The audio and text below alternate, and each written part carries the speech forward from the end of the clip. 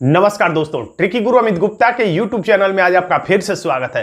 दोस्तों आज मैं आपके लिए लेकर आ गया हूं हिंदी साहित्य के अंतर्गत रचना और रचनाकार, और इसमें वही सारे प्रश्न हैं जो कि विगत वर्षों की विभिन्न परीक्षाओं में पूछे गए हैं। यानी कि सारे के सारे प्रश्न बहुत ही महत्वपूर्ण हैं जो कि आपकी आगामी परीक्षाओं के लिए काफी महत्वपूर्ण साबित होंगे। और सभी प्रश्नों को हम लोग एकदम ट्रिकी तरीके से देखेंगे और इस तरीके से देखेंगे कि आप आगे आने वाले जन्मों तक भी इसे याद रख पाए। तो आज के इस वीडियो को देखने के बाद आपको ये प्रश्न कभी भी भूलने वाले नहीं है, क्योंकि ट्रिक जो है वो बिल्कुल चित्रात्मक होंगे और ऐसे होंगे कि आप परीक्षा में प्रश्न को देखते ही आंसर पे बिना कंफ्यूज हुए टिक कर देंगे। तो ज्यादा बात ना करते हुए चलते हैं हम डायरेक्ट प्रश्न पे। और ये इस सीरीज का दूसरा पार्ट है, यानी कि पार्ट 2 है, क्योंकि इससे पहले कुछ प्रश्न और थे। आधे प्रश्नों को पार्ट 1 में हम लोग देख चुके हैं और आधे प्रश्नों को हम लोग आज के इस वीडियो में पार्ट 2 में देखेंगे। ये पार्ट 1 हम लोग कर चुके हैं और अब जो है पार्ट 2 है। तो पार्ट 2 में हम लोग आज कुछ प्रश्न, जो बचे हुए प्रश्नों को आज के इस वीडियो में पार्ट 2 में हम लोग देखेंगे। तो देखिए पार्ट 2 है, ये भाग 2 है। तो आप पार्ट 1 का भी लिंक मैं डिस्क्रिप्शन में दे दूंगा, उसको भी देख लीजिएगा, क्योंकि सारे प्रश्न तभी आपको मिल पाएंगे। तो देखिए पहला प्रश्न, सुनीता उपन्यास के लेखक कौन है?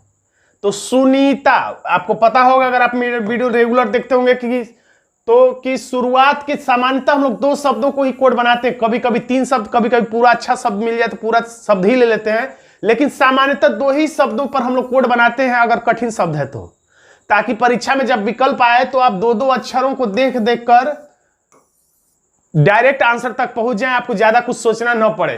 तो सुनीता यानी कि सुनी मतलब सुनना, सुनी मतलब क्या होगा? तो सुनना हो सकता है, हम लोग इसका अर्थ लगाना। सुनी का मतलब सुनना। तो सुनी और सुनिए और जानिए, किसी चीज को जानना है तो पहले उसे सुनिए। देखिए, सुने और जाने, सुनी जानी। इसी तरह है परख, जानिए और परखिए। देखिए ये जयनंद कुमार, सुनीता। शेखर एक जीवनी का लेखक का नाम बताइए। शेखर एक जीवनी, तो चंद्रशेखर, शेखर कह सकते हैं याद करने के लिए कि शिव का एक उपनाम है। कह सकते हैं शेखर क्या है? चंद्रशेखर। देखिए चंद्रमा जिसके शिखर पर हो, तो ये सोच सकते हैं याद करने के लिए, ट्रिक के लिए, कि शेखर क्या है? एक जीवनी।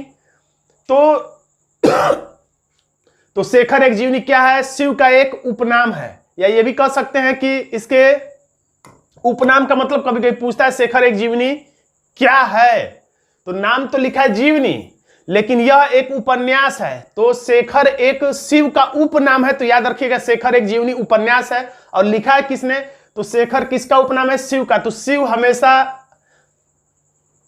कैलाश पर्वत पे रहते हैं, अज्ञात अवस्था में रहते हैं, अज्ञेय हैं, इन्हें कोई जान नहीं समझ नहीं सकता है, तो अज्ञात रूप में रहते हैं। तो इस तरह से याद कर सकते हैं। इनके लेखक का नाम भी और उपन्यास है ये भी। जयशंकर प्रसाद का कौन सा उपन्यास इनमें से है? जयशंकर प्रसाद।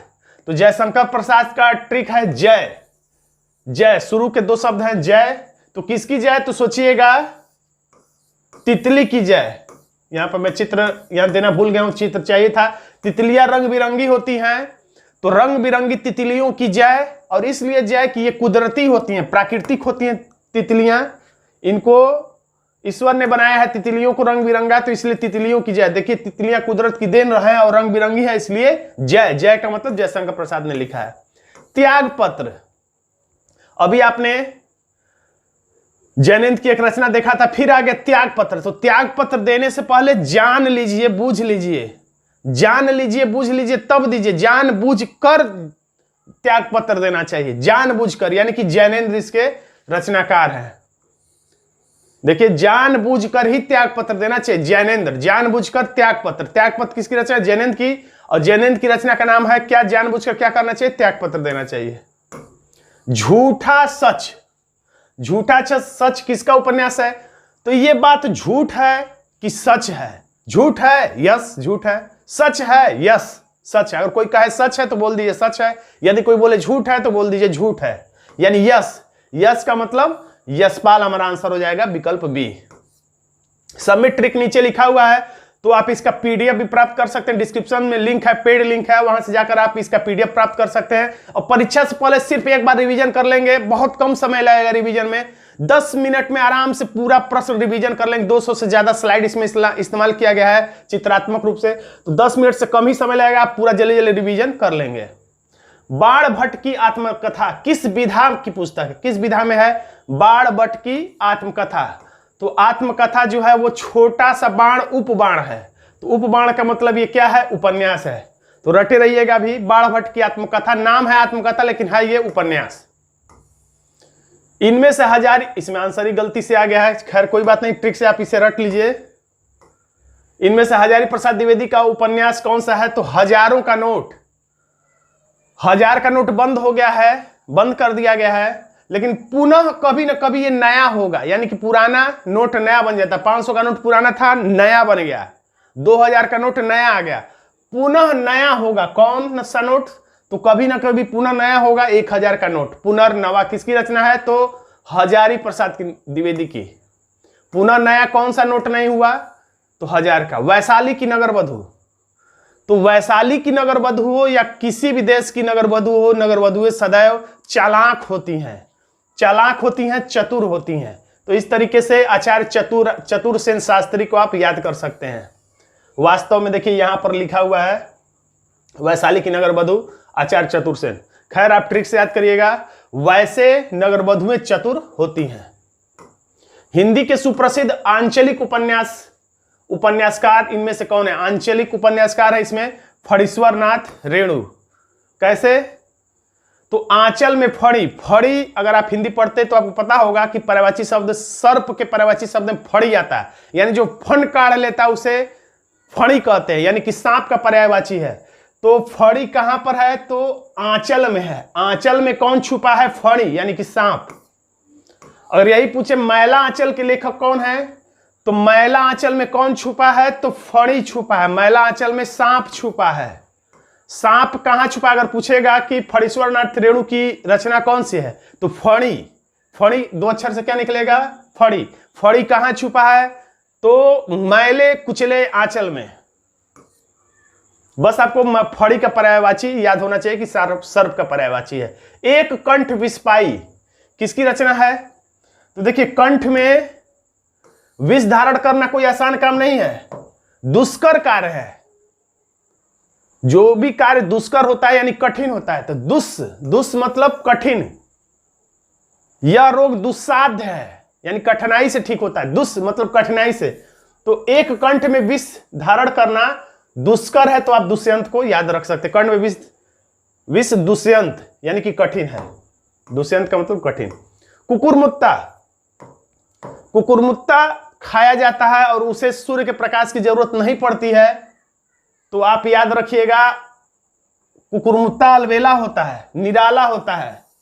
वैसे पूरा नाम हम लोग सूर्यकांत को ट्रिक बनाया है, सूर्यकांत, तो दोनों से याद कर सकते हैं। कुकुरमुत्ता को सूर्य के प्रकाश की जरूरत नहीं होती है, इसीलिए ये निराला है। दोनों तरह से याद कर सकते हैं।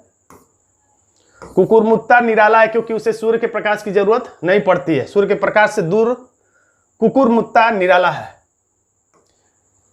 इसमें से निराला की कविता कौन सी है? फिर से निराला की कविता यानी सूर्यकांत त्रिपाठी। सूर्यकांत को हमने ट्रिक बनाया है, निराला टाइटल है इनकी, और हमने ट्रिक कहां से बनाया है? सूर्यकांत, तो सूर्य से।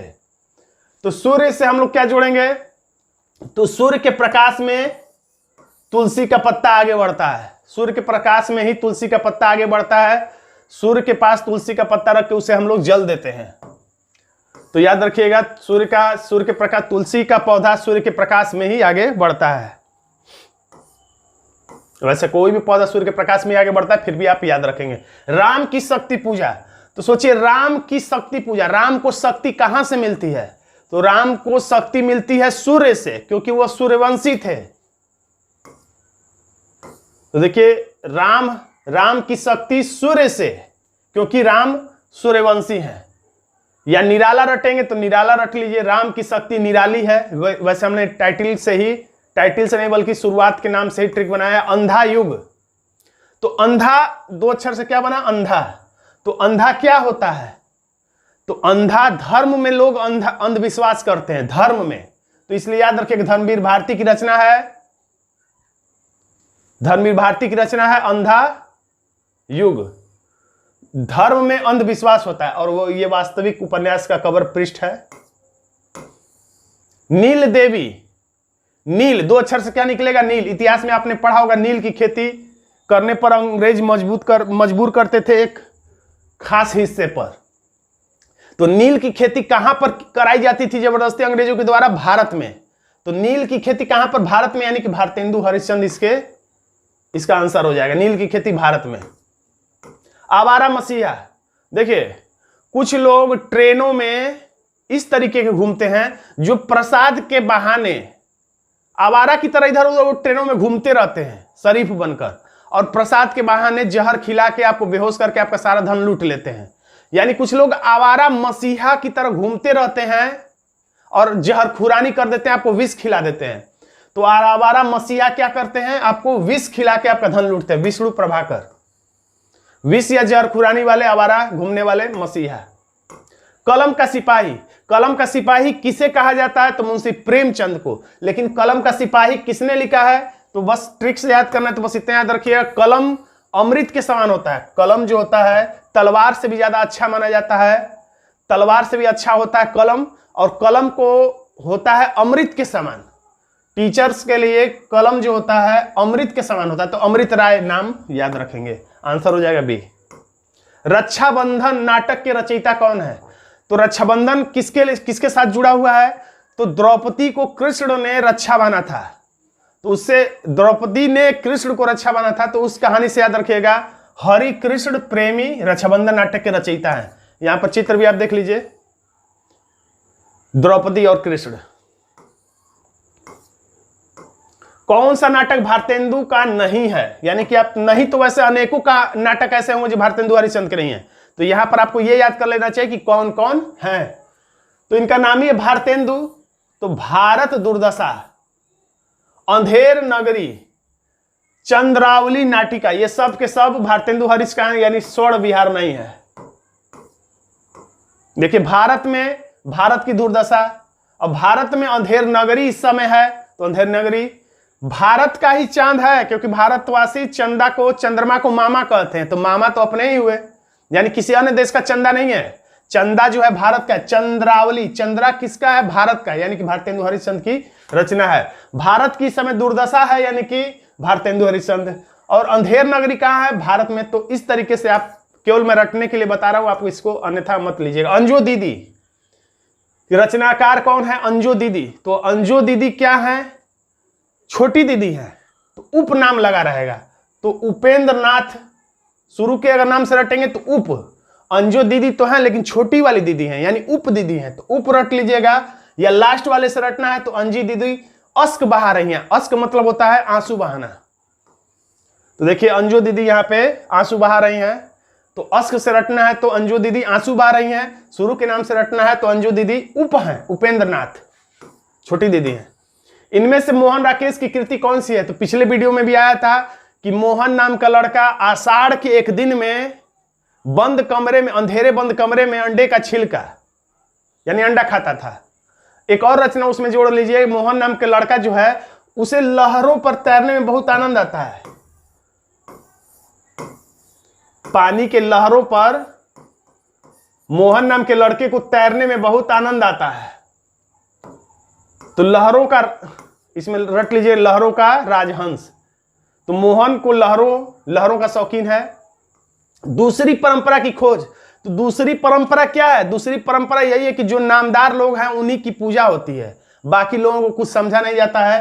तो दूसरी परंपरा वर्तमान समय में क्या है? तो नामदार लोगों की ही पूजा होती है। तो यहां पे ट्रिक लिखा हुआ है, दूसरी परंपरा यही है कि नाम वाले लोगों का शान, यानी कि नामवर सिंह इसके रचनाकार है। हमें रचनाकार रटना है। बिहारी रत्नाकार के रचयिता कौन है? बिहारी है कि रत्नाकार है? तो शुरू का अक्षर है बिहारी। तो बिहारी क्या होते हैं? भारत के लिए रत्न के समान है। बिहारी भारत के लिए रत्न के समान है, इसलिए आंसर हो जाएगा सी, रत्नाकर। हालाबाद, हालाबाद मतलब मदिरा पर, शराब पर कविताएं लिखने वाले तो इलाहाबाद के प्रवर्तक कौन है? तो हरिवंश राय बच्चन, अमिताभ बच्चन के जो पिताजी थे। आंसर हो गया डी। या कह सकते हैं हालाबाद मतलब हाल में कौन विराजमान है? तो हरि विराजमान है। वैसे आप इस तरीके से याद रखिएगा। जायसीकृत, ये पिछले में भी आया था। जाया जाता है किससे? पैर से, यानी जायसीकृत पद पद्मावत। कभी कभी पूछता है जायसी की रचना कौन सी है? तो पद्मावत। पद्मावत किसकी रचना है? तो जायसी की। तो जिससे जाया जाता है